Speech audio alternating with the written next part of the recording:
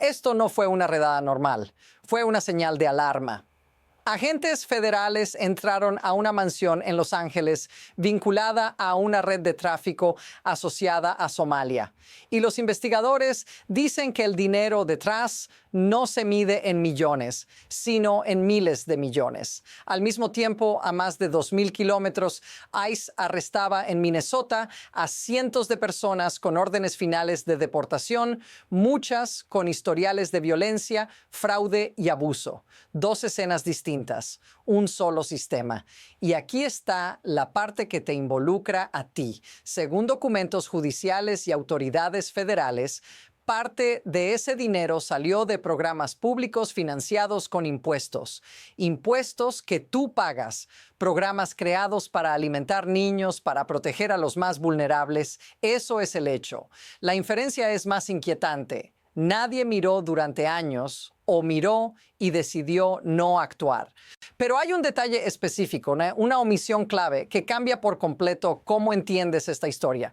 Y casi nadie lo está diciendo en voz alta. Lo que ocurrió no apareció de la nada.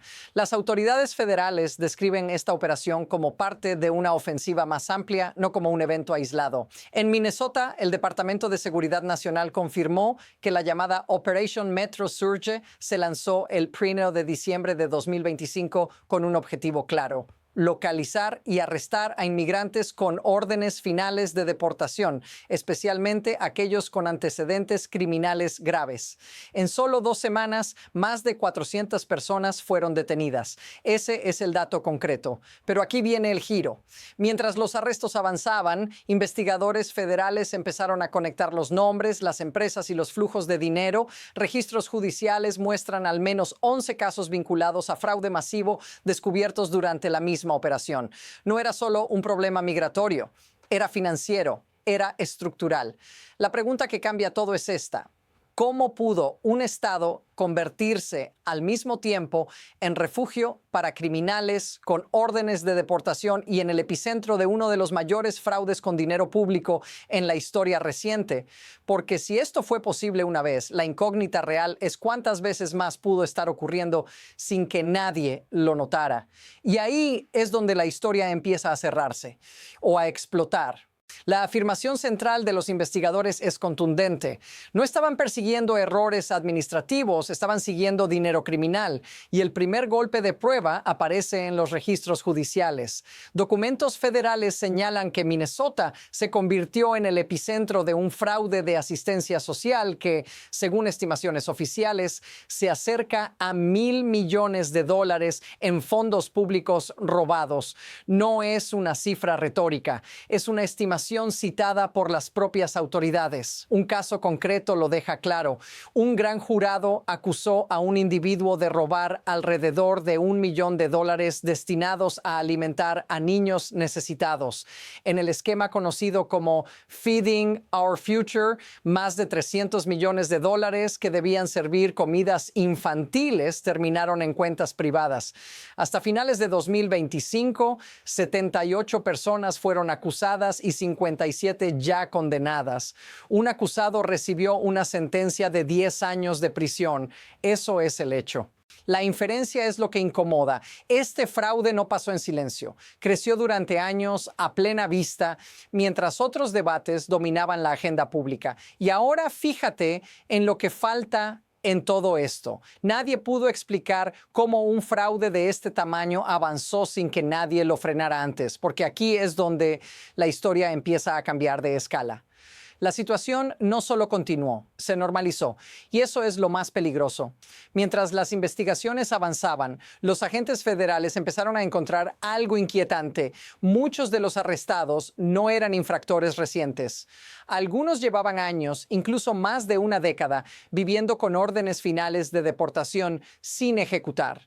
Casos documentados muestran personas condenadas por asalto, violencia doméstica, robo, fraude y delitos sexuales que, tras cumplir condenas, simplemente regresaron a las comunidades. No hubo expulsión, No hubo seguimiento. Eso no es una falla puntual, es un patrón sostenido en el tiempo. Mead, Sutter. En otras épocas, un solo caso así habría provocado una reacción inmediata. Aquí se volvió rutina. Los investigadores comparan el fenómeno con un sistema saturado donde las advertencias ya no generan alarma. Como dijeron en una declaración, era un juego de golpear topos sin martillo. Siempre aparece otro, siempre es tarde. Pero aquí es donde la historia da un salto, porque mientras este patrón se normalizaba, el dinero seguía fluyendo. Programas públicos activos, pagos autorizados, supervisión mínima, y entonces surge la pregunta que nadie quiere enfrentar. ¿Qué más se permitió porque ya se había vuelto costumbre mirar hacia otro lado? Porque lo que viene a continuación hace que todo lo anterior parezca solo el comienzo. La segunda prueba es aún más difícil de ignorar porque expone una contradicción directa entre el discurso y los hechos. Según fuentes federales, parte del dinero robado en estos esquemas de fraude no solo se quedó en Estados Unidos. Investigadores confirmaron que millones de dólares pudieron haber terminado en manos de Al-Shabaab, un grupo terrorista vinculado a Al-Qaeda que opera en Somalia. Esa afirmación aparece en informes oficiales citados por las autoridades. No es una acusación casual, es una línea de investigación activa. Aquí está el contraste brutal. Mientras funcionarios estatales ampliaban beneficios públicos y defendían políticas de no cooperación con autoridades federales, redes criminales usaban esos mismos programas como cajeros automáticos. Un acusado presentó más de 1.4 millones de dólares en reclamaciones fraudulentas de Medicaid y luego usó parte del dinero para comprar criptomonedas por más de $150,000. Ese es el detalle concreto. El hecho es claro, el sistema pagó. La inferencia es devastadora. El sistema nunca preguntó lo suficiente. Y ahora detente un segundo y observa lo que no se negó públicamente en ningún momento. Nadie afirmó que el dinero no salió. Nadie negó que los controles fallaron. Porque cuando el dinero público puede terminar financiando algo así, la historia deja de ser local. Y eso cambia todo lo que viene después. Y entonces todo empezó a acelerarse al mismo tiempo. Mientras seguían los arrestos, las autoridades federales apilaron nuevos hallazgos sin pausa. Programas de vivienda en Minnesota, creados para ayudar a personas vulnerables, pagaron más de $32 millones en apenas 4 años y medio, cuando el presupuesto original era de solo 12 millones. Pagos detenidos de emergencia, 77 proveedores cancelados por alegaciones creíbles de fraude. El programa fue cerrado en agosto de 2025, pero el dinero ya había salido. Ese es el hecho. Casi en paralelo, agentes federales allanaron una empresa de servicios de salud en Bloomington tras descubrir que facturó más de 1.1 millones de dólares por servicios para niños con autismo que, según los investigadores, casi no se prestaron. Otro flujo, otro esquema, otra puerta abierta. Todo ocurrió rápido. Demasiado rápido para ser coincidencia. Los investigadores no hablaban de un solo fraude, sino de un ecosistema completo que aprendió a moverse sin fricción, aprovechando reglas laxas y una supervisión fragmentada. Y aquí llega la pregunta que lo presiona todo. ¿Qué pasa si este ritmo no se detiene? Porque cuando múltiples sistemas empiezan a fallar a la vez, el problema ya no es un programa específico, es la pérdida total de control. Ahora baja esto a tu vida cotidiana porque aquí es donde deja de ser abstracto. Cuando se habla de miles de millones en fraude, suena lejano. Pero en la práctica, ese dinero tenía un destino muy concreto. Comidas para niños, servicios médicos básicos, programas de vivienda para personas que no tenían a dónde ir. Cada dólar desviado es un servicio que no llegó. Y eso no lo sufre un sistema, lo sufre alguien como tú o como alguien que conoces. Mientras algunos cobraban cheques fraudulentos, otros hacían filas más largas. Mientras empresas fantasma facturaban servicios inexistentes, familias reales perdían acceso a ayudas reales. Ese es el impacto directo, sin ideología, sin discursos. Y hay otro efecto silencioso. Cuando personas con antecedentes violentos permanecen en comunidades durante años, pese a órdenes de deportación, la carga no es teórica, es vivir con más riesgo, más tensión, más desconfianza. No importa dónde votes, importa dónde caminas. Si todo esto te resulta inquietantemente familiar, dilo en los comentarios, no porque tengas la respuesta, sino porque no eres el único que lo está notando, porque lo que permite que esto ocurra no es solo una decisión aislada, es un mecanismo mucho más grande. Y entenderlo es la parte más incómoda de toda esta historia. La clave no está en un solo político ni en una sola ley, está en el mecanismo que une todo esto.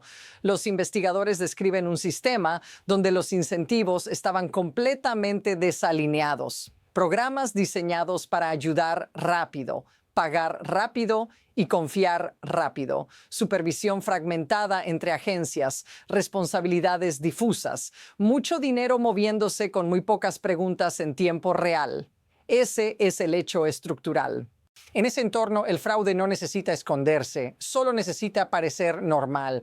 Pagos constantes, formularios correctos, lenguaje burocrático. Mientras tanto, las decisiones políticas reducen la cooperación entre autoridades locales y federales, creando zonas donde ciertas reglas simplemente no se aplican con la misma fuerza. No hace falta una conspiración, basta con fricción cero. Aquí está la inferencia que incomoda.